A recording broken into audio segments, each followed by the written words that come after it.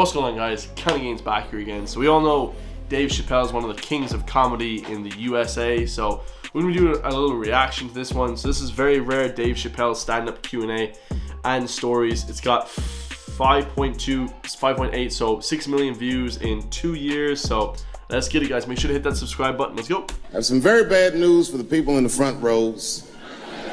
Uh-oh. I heard that some of you paid as much as $800 for your tickets.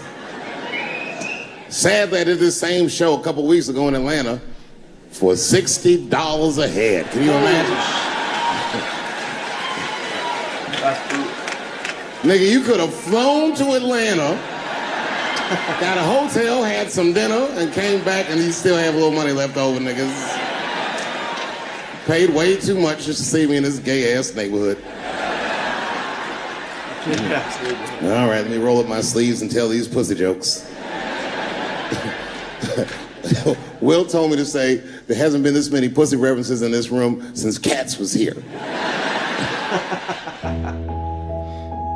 weeks after 16 Sons was filmed in Atlanta, Dave Chappelle made his debut on the Broadway stage. Wowzers. Broadway. And when I think back at it, there's probably the only time in my life that I ever thought to myself, I should kill everybody at school. Thank you very much, New York. Good night.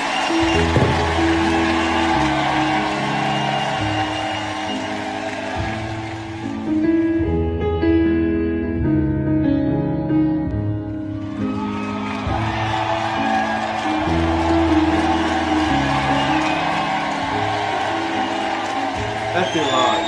After the whole concert, we got the after Thank concert. you guys very much.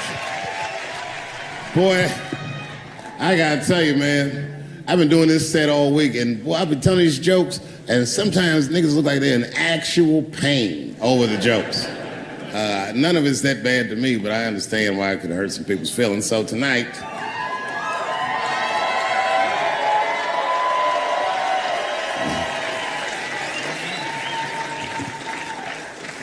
I'm gonna give you an opportunity that I rarely give anybody. I'm gonna let you say whatever it is you need to say to my face, or ask me whatever it is you want to know. But what the hell? There are no dumb questions allowed. If you ask a stupid question, you'll be asked to leave. Now this kidding. Go ahead. Everyone relax. Go on. Oh yes, sir, in the front. 2 questions. How often do you write? And can I have a cigarette? All right. First, you may have a cigarette, but remember, this is not jail, motherfucker. This lady right here. I have a question. Do you remember this scene? Oh, I do remember that. Ma'am, I'm gonna have to ask you to leave. That was a terrible question. This gentleman in the front with the salmon-colored shirt on. I was wondering if you had any advice for young comedians that you generally give, and... Are you thinking of doing comedy? I've never done it before, but watching you has made me want to try it. Ooh, that's a good question.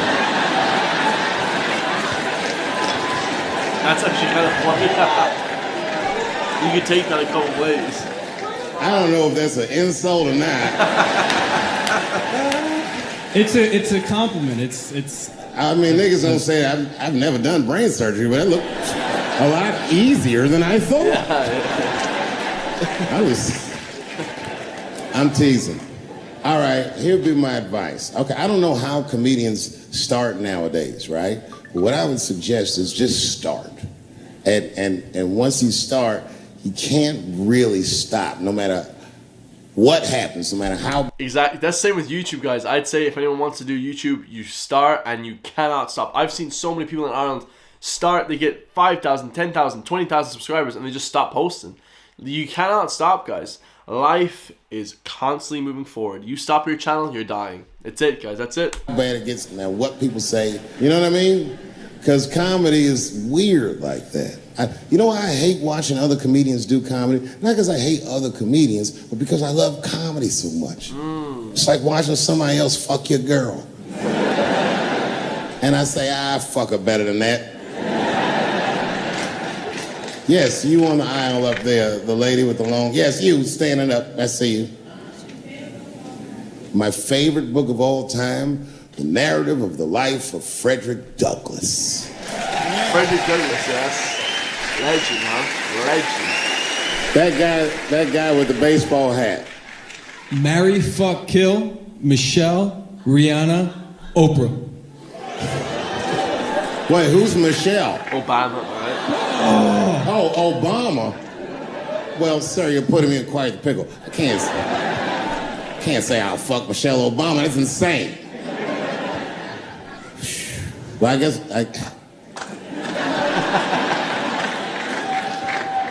I mean, because I wouldn't kill any of those women, but I'd fuck all three of them. That's gas. That's gas. The gentleman in the blue Oxford standing up. Tell us the story with Charlie Murphy. Tell a story about Charlie Murphy? Or your favorite. Boy, there's so many good Charlie Murphys. You know, the thing with Charlie Murphy is he used to just make us laugh all the time. And I used to ask him about all the old Hollywood shit I was curious about. Like when they used to accuse Michael Jackson, I remember asking once, I go, Charlie, do you think Michael Jackson actually did those things? And he said, let me ask you a question, Dave. He said, say it is illegal to fuck women. How long are you staying out of jail? So God bless Charlie Murphy, wherever you are. Charlie, I love you. Who do you think is going to win the 2020 election? All right, I'm going to put a pin in this, but I'll tell you right now, fella, I don't know, but I think Trump has a better shot than a lot of people would like to think. I'm just saying, it all depends on how the left talks. The way we're talking is not going to win the fucking ball game. Donald Trump's over there on the right, grabbing handfuls of pussy. Joe Biden can't even smell hair over here. Fuck this side. Oh, God. All right, man, go ahead. Thank you so much for this show. And How old are you? 25. 25? Yeah. Boy, don't let R. Kelly see you. He's gonna pee on you by accident. Oh, my bad. He's gonna I pee thought on you you was by 15. Yuck. Oh, that's brutal. I'm totally joking. I'm sorry. That's brutal. My question is there anything you've learned from another comedian that you feel like will stay with you for life? I tell you what, Liz, that's a good question. Yes, is the short answer. A longer version of it is this. I was raised by comedians.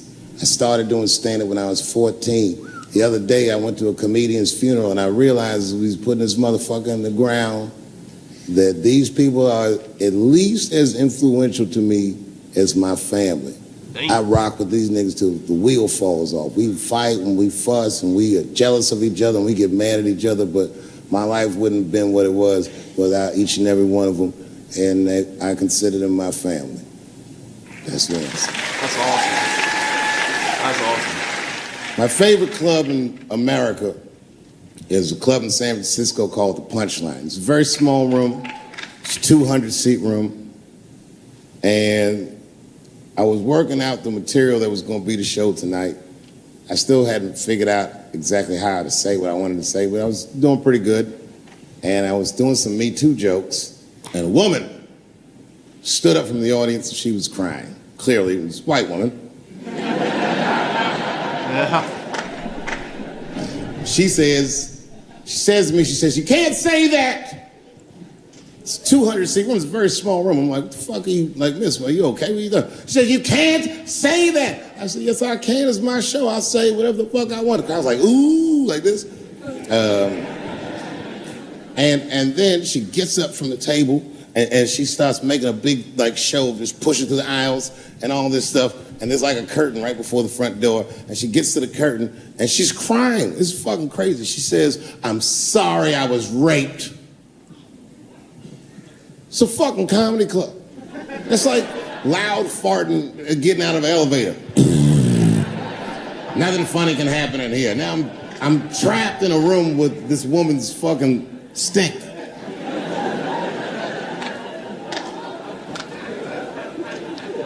And I say, miss, it is not your fault that you were raped.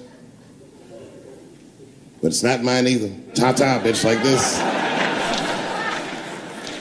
She storms out. Now the room is very uncomfortable, but I managed to get the crowd back. But I'm like, a little traumatized. Same show. There's a trans woman sitting in the audience. This is a true story. This was like a few weeks ago. I did 6 shows that weekend. This trans woman came to 4 of them. Calls herself Daphne. Man, this chick Daphne was in there cracking the fuck up at everything I said about everybody. It was amazing. She was laughing, and it was fun to watch her laugh. You could tell she was letting go of something that was heavy, and she'd throw her head back, and she'd smile with all her teeth. She was having a great time. And the more fun she had, I felt bad, because I knew I had some trans jokes to unload. And I thought to myself, maybe I shouldn't say these jokes because I don't want to fuck her evening up. She's having so much fun. But then I thought to myself, well, if I can't say it in front of her, should I say this shit at all? So I let her rip. And to my surprise, Daphne laughed harder at the trans jokes than anybody in the room. In fact, everybody in the room would look at her to make sure it was okay. And I got off stage, I was in the dressing room, I was like, man, this is a fucking weird show. I'm sitting in the dressing room by myself just trying to figure out, what the fuck just happened out there? Why is it that this one woman can't take any of these jokes and Daphne can take all of these jokes? So weird. And then I realized, Daphne used to be a man. Bro, that's brutal. So now I go out of the dressing room and you can see all the staff is there cleaning the club up. The audience had gone. And sitting at the bar by herself was Daphne. And she's like, hey, Dave, come join me for a drink. And I don't want her to think that I'm transphobic or nothing. So I'm like, fuck, I guess I could have at least a drink. And we get some tequila and we're sitting there. And she was fucking cool. Turns out that Daphne, she wants to be a comedian. She was asking me for advice, and I told her advice and all this shit. And then she says to me, boy, you sure do get a bad rap for your trans jokes. I said, Daphne, thank you, but you don't have to say that. I hope I didn't offend you. She goes, no. She said, in fact, I read about you in the New York Times. I said, you did? She said, yeah. She said, I thought it was interesting that they blamed you for R. Kelly. They said you normalized him for telling jokes about him. I go, yeah, they said that. She goes, I wonder why they never said that you normalized transgenders by telling jokes about us. And I'd never thought about that. It never occurred to me. And we started making out. And then I reached up just to see what it felt like. I was like, what? And it felt like pussy, did it? I was just like, Go ahead, ask me a question. What the fuck you gonna do if Trump get reelected? What am I gonna do if Trump get reelected? Probably get a significant tax break.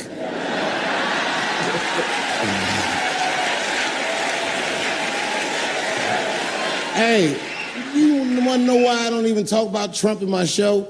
Because that motherfucker is not the hokey pokey. He is not what it's all about.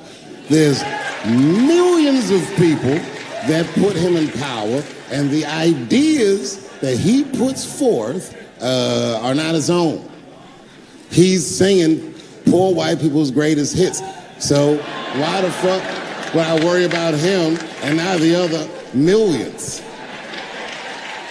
Really, you know who I'm gonna vote for next time if things keep going the way it's going is that gay dude. No, Mike Pence. Oh, this is too good. Now, this is the same club, the Punchline. This is 15 years ago, and I had just gotten back from my infamous South Africa trip. And I came to the Punchline just to cheer myself up. It's a safe place where I could tell some jokes. And I find out that this comedian I know, Chris Tucker, who's in all those Rush Hour movies. Bro, Chris Tucker's my favorite comedian of all time. I find out that Chris is in San Francisco too, at some charity event. So I call him, I'm like, yo, I just saw you at some charity event. I said, I'm doing a show at the Punchline. Why don't you come by the club after your event? And he's like, cool, Dave. I thought you was dead, nigga. I'll come by. He said, That's good. He says, is it okay if I bring some friends? Because, you know, I'm with a lot of people. I go, man, you Chris Tucker. You can bring whoever the fuck you want. And then I show up to the club late that night. I walk into the dressing room, and sitting in the dressing room is Gavin Newsom, who at the time was the mayor of San Francisco, Jesus. but now he's the governor of California. And sitting next to him was Kamala Harris, who at the time was the DA of San Francisco. Now she's the senator from California that's front running on the Democratic ticket.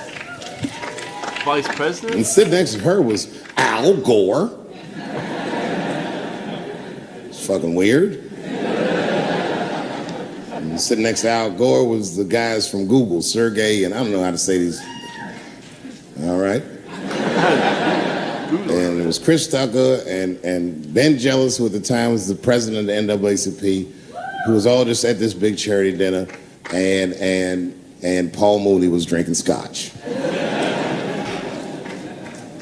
And we all was just in there. And, you know, at first I was a little uncomfortable when we started talking, and we all got along really well. At some point, Kamala Harris says to me, she goes, you know, a friend of mine is announcing his candidacy for president tomorrow. I went to college with him. I'm like, what? I go, Barack Obama? She goes, you've heard of him? I'm like, yo, I just read about this dude. And she goes, yo, yeah, blah, blah, blah, we talking. She goes, you know what? She says, let's call him on the phone. I said, what the fuck? And she picks the phone up and she dials and she's listening like this. And she goes, this is voicemail. And she gives me the phone. She goes, leave him a message. You know, I didn't know what to say. I just said what you say to any black dude that's running for president. You know, stay low, running a zigzag pattern, this kind of shit.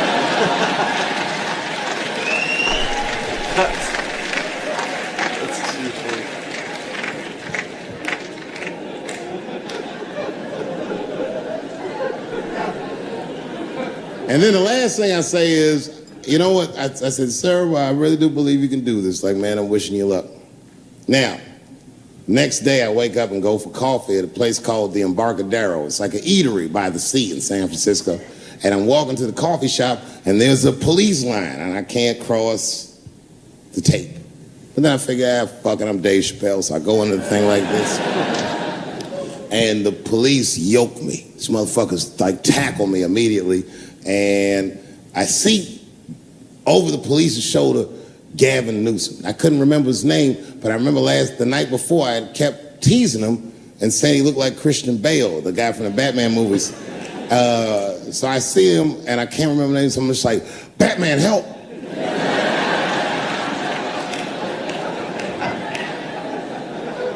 And he stops, he's like, Dave? And then the police see that the mayor knows me, so they're all like, oh, sorry about that. And he's like, hey, back up, everybody. And he just picks me up. He's like, I'm really sorry about that. I'm like, I'm fine, don't worry about it. And he's like, listen, I'm here with Prince. Would you like to meet him? I'm like, I know Prince. That's my nigga. And we go around the corner, and it was Prince Charles, the Prince of England. Oh my God, this is crazy. I didn't know the protocol of meeting royalty. You're not supposed to touch him. I dapped him up like a nigga. My nigga. Just hugging him and shit like this, dapping him up. And that nigga was cool too. I was like, it's really fucking weird. And then I was just out there in the upside down, not having no TV show, trying to figure life out. And the election was going on in the background. And this guy, Barack Obama, was picking up steam. This motherfucker was killing it. And I had a chance to go to the last debate on the Democratic ticket, and I went. It's me and Chris Tucker sitting in Myrtle Beach, South Carolina. It's the last three candidates. It was Barack Obama, John Edwards, and Hillary Clinton. Wow. Now, Obama's a lot taller than Edwards and Clinton, and he had the center podium.